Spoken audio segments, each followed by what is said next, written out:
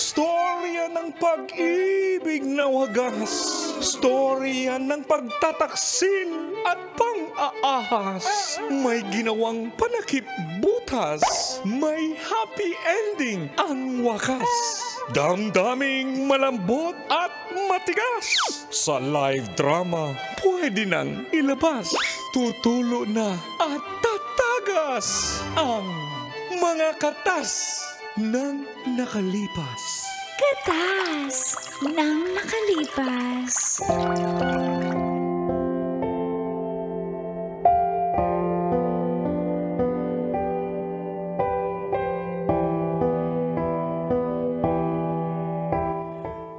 Dear Uncle Dagol And Tita Tanya Chinita.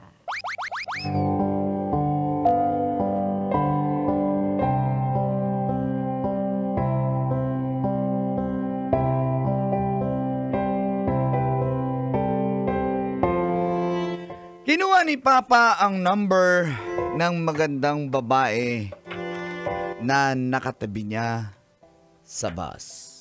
Galawang.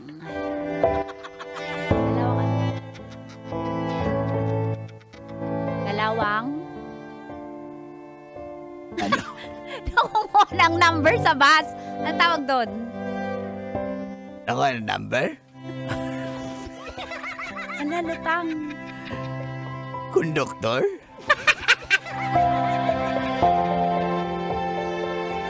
Feel good morning po. Ako po pala si Donnie, 32 ng Fairview, Quezon City. In an open relationship. Ano ba yung ibig sabihin nun? Yung bang open lang kahit sinong darating. Babaero. Hindi naman sa ganon. Isa-isa lang. Wala pa rin po akong planong magseryoso, Colin Tits. Siguro dahil na rin sa naranasan ko sa ex ko nung college. May mga pinakilala na ako sa mga magulang ko. Kadalasan nagugustuhan naman nila, kaso ako lang po talaga ang ayaw. Di ko po alam kung desperado na ang tatay ko. Yung kuya ko po kasi may asawa na. Gusto niya na rin mag-settle daw ako. Kaya may napakilala siya sa aking babae. Si Jam Jam, 27 years old. Nakilala niya lang po ito Nakasabayan niya sa bus. Kinuha niya yung ibang weird. Kinuha yung details tapos direreto niya sa akin. Wala po akong interes. Pero alam ko pag ganyan, maganda yan. Si Airpods yung kumikilatis At habang kumakain kaming tatlo, dito natin simulan ang pagtagas. Ang mga katas ng aking nakalipas.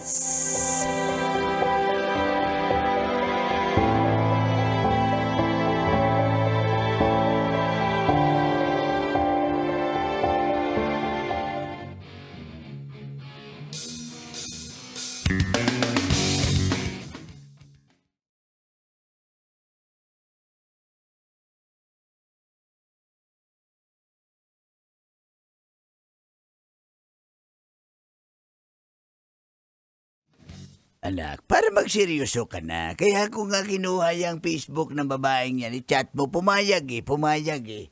Oh. Kanor, ulitin mo nga yung sinabi mo.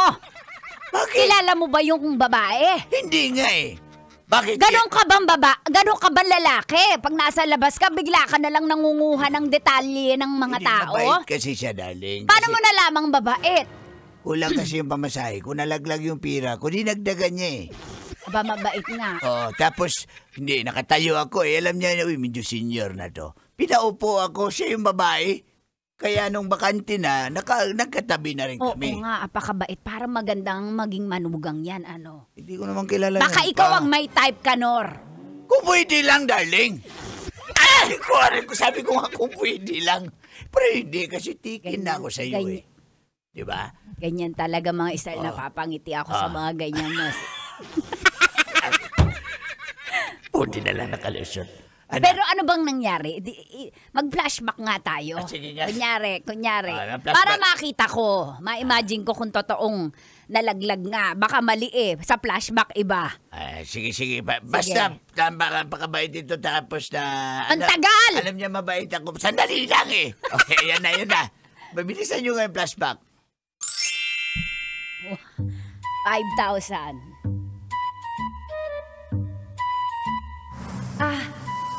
Ako, kawawa naman yung senior. Natutumba-tumba na. Hindi man lang pinapaupo ng mga pasahero. Lolo! Ingkong! Ninuno! Sabi nyo. Ano na lang, pwede gusto mo ano na lang. Anito. Gusto nyo talaga yung mga motel, Lolo, Lolo! Magpatumba-tumba ako para paupuin. Ang ganda talaga ng babae. Diyos ko, Lalo. hindi pala makasalanan. Ang galing na naman po bumalance. Hindi nahirapan na nga ako. Halika po, maupo po kayo dito. Salamat, Iha. Kulang Upo yung kayo. pamasahe ko, Iha. Kaya nag-standing position ako sa bus. Ay, bakit po kulang? Saan ba kayo galing, Lolo? Sali pa ako dyan sa ako galing. Ba't di nyo alam? PTX. PTX? PTX. Ba't... Nahulaglag yung pera ko. Ay, sige, ako po yung manong konduktor. Ma'am, kulang yung pera ni sir. Kuya, libre na lang natin siya. Senior naman yan siya eh. Ha? Hindi ka lang maganda, ma'am. Sige na. Ayan, Lolo, wag ka na daw magbayad. Talaga? Ginawa mo yan sa akin. At saka ito po, bibigyan ko po kayo ng 200. Kunin nyo na to. Uy! Wag na! Wag! Sigurado po kayo? Dapat 500. Mag-snack pa ako pagbabae. Sige Mo po. tricycle. Sige po, next time po magpasama na kayo sa anak nyo. Asan nyo ba yung mga anak nyo? Ba't di kayo Naku, sinasamahan? sakto. Yung anak ko kasi may asawa na. Pero yung pangalawa ko, pugi yun. Tapos, ang problema... Parang kayo? Nung matanda na nga ako, pugi. Paano pa yung anak ko? Ito yung picture niya. Tingin ko, may Facebook po yan siya. Yan. Oo nga po. Sana dati ko pa siya nakilala. Bakit dati pwede naman ngayon yan eh? Ano yung Facebook mo? Kaso po, trauma na ako sa mga lalaki na yung ganyan na gwapo. Na-trauma din yan. Kaya pwede kayo bagay kayo. Sige na. Ano po Anong Facebook mo? I-add kita. Sige, siya na lang mag-add sa'yo. Sige na. Bagay kayo ng anak ko. Dahil mabait kayo, sige. Pero huwag niyo pong ibigay sa iba, ha? Baka nagbebenta kayo ng babae. Uy, hindi ako... Akin na lang. Ba't ko pa ibinta? Lolo, Akin na lang pilyo ka ibigay talaga. sa aking anak. O sa anak niyo talaga, ha? Baka... Oo nga. Promise legit yan. O ayan na, bababa na kayo. Sige. Ano, ha? Yan ba yun? Opo, yan po. Picturean ko na lang yung Picturean nyo na profile lang. mo. Lolo, mag-ingat ka pag baba mo, ha? Uy, salamat. Tulog ka ng langit kasi wala akong pamasahe. Salamat talaga, Oo nga, yung 500, ha? Ingatan mo Ay, yan. salamat talaga, Iha. Salamat. Baka may barya ka pa. Walang barya sa tricycle, 20 lang. Sige, eto po. Kasing. Napakabait talaga ng babae. Ayun po, 20. Kasya na ba yan? Papatol kaya to sa akin. Ha? Kasya na ba yun? Kasya na. Salamat, Iha. Sige Salamat. po, Lolo, ingat.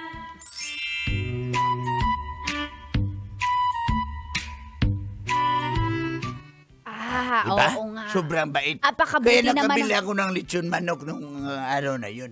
Pero may pera ka noon, ba't ka naman nagsinungaling na wala ka? Sinubukan ko lang. Testing the waters ba? Parang yung Parang prank ba? Parang prank. Ano ba yung Good Samaritan? Yan. Tapos ang regalo mo sa kanya yung anak natin. Yan. Patingin nga. Anak, tingnan mo, baka pwede na. Gusto na namin ikaw mag-asawa. Ang ganda ng babae. Maganda. Anak mabait pa. Baka filter lang yan, ma. Alam mo naman ngayon, usong-uso na yung filter. Kanor, filter ba? Di ba ikaw nakakita? Sasabihin ko, ma, na maganda to. Mukhang yari na naman ako nito. Hindi totoo. Maganda yan, hindi yan filter. Maganda, tas malusog. Aray ko, sabi ko na nga ba daw din. Saan ka nakatingin? Sa malusog. Aray ko, basta anak maganda. Kanor talaga. Sabi ko kaya, Parang nagdadalawang isip na ako kung papaligawan ko sa anak ko yan. Baka- Baka ikaw ang may kursunada dyan. Hindi nga, parang nga sa anak natin eh. Pag ako ng lalaki, tandaan mo. Para akong ibon. Pag ako ng lalaki. Sige, manglayaki ka. Parang ang ibon ano. Yung parang ibon, diba? Kahanap ng pagkain, patuka sa anak. Ganon yun. Pero ikaw Mindset unang ba? tutok. Aray ko.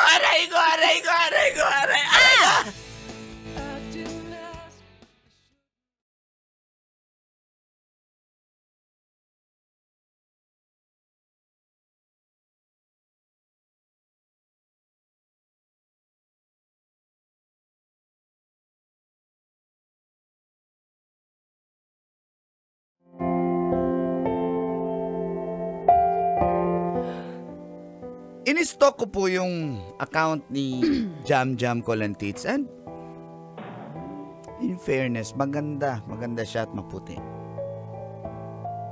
Sabi naman ni Airpods na hindi naman daw filter ang mukha, kaya hinat ko na agad siya. Di na ako nung patumpik-tumpik pa. Kasi nung time na yun, kakalabo na rin namin nung isa, kaya at least may bago. After 1 week na pagchat-chat, sinubukan ko po siyang i-video call.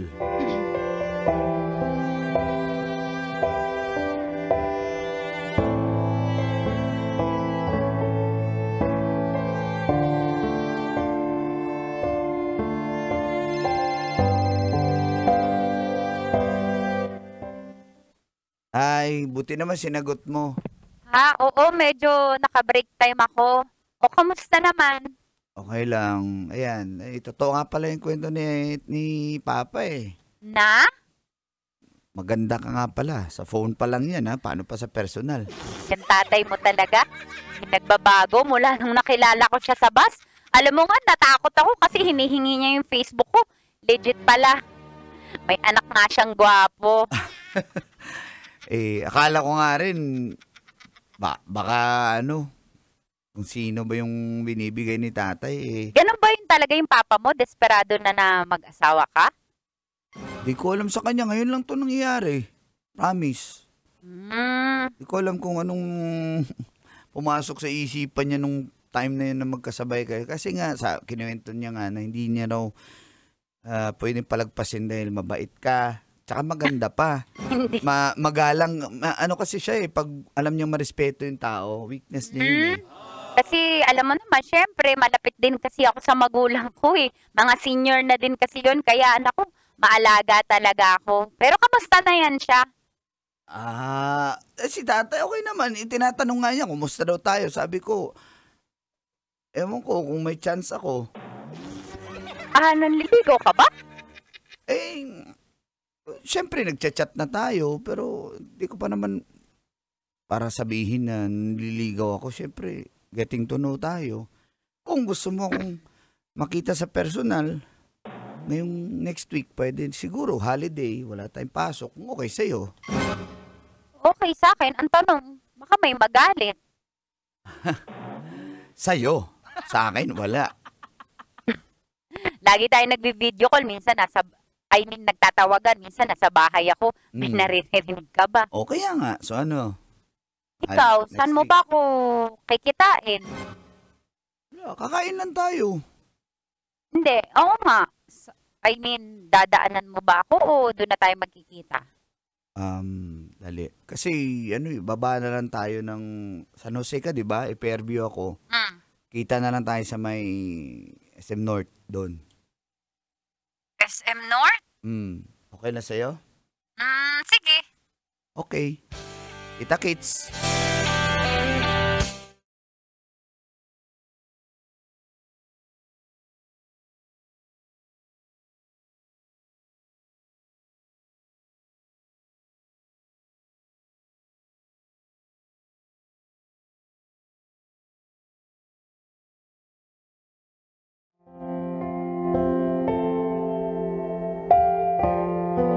Sumakto pong holiday at wala kaming pasok pareha sa trabaho.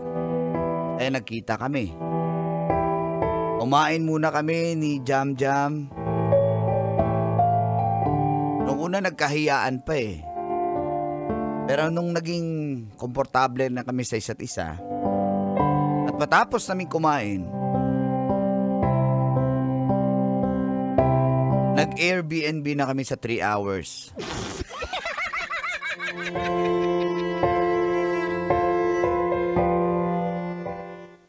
Ba't tayo nandito?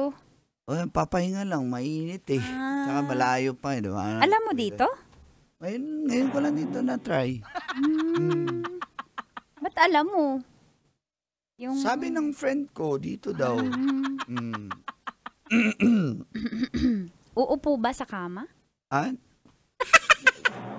May ano naman, may table naman dyan. Sige, dito na lang ako sa table. Hindi, sa upuan. Mm. Ikaw, pwede rin sa kama, mas malambot. Mamaya na lang. Di pa naman ako pagod eh. Ah, okay. Sige, baka may kakwento ka pa sa akin. Handa akong makinig. Ano ba? Hmm. First time ko magpunta sa ganito. Anong tawag dito? Airbnb. Airbnb. Pero 3 hours lang. Pwede sa 3 hours. Airbnb na 3 hours. Di ba usually check in 2, check out 12?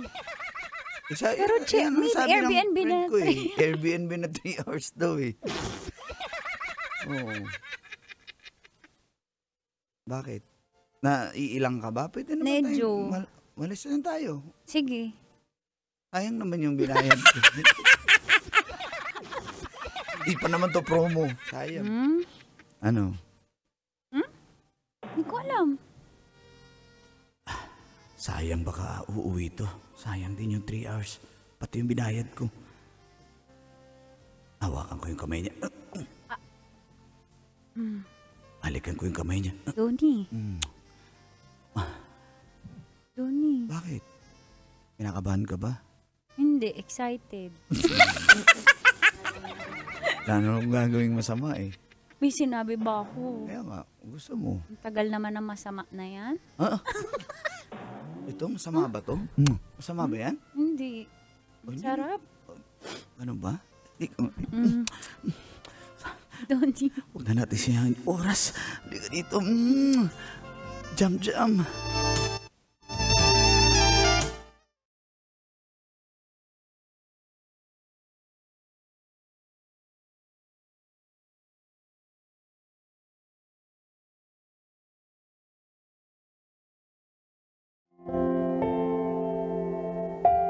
Inabot kami ng 3 months call and teach.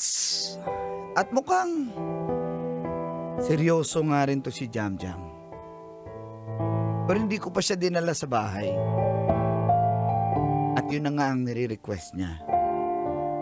Makapunta sa bahay. At may hiniling pa siya.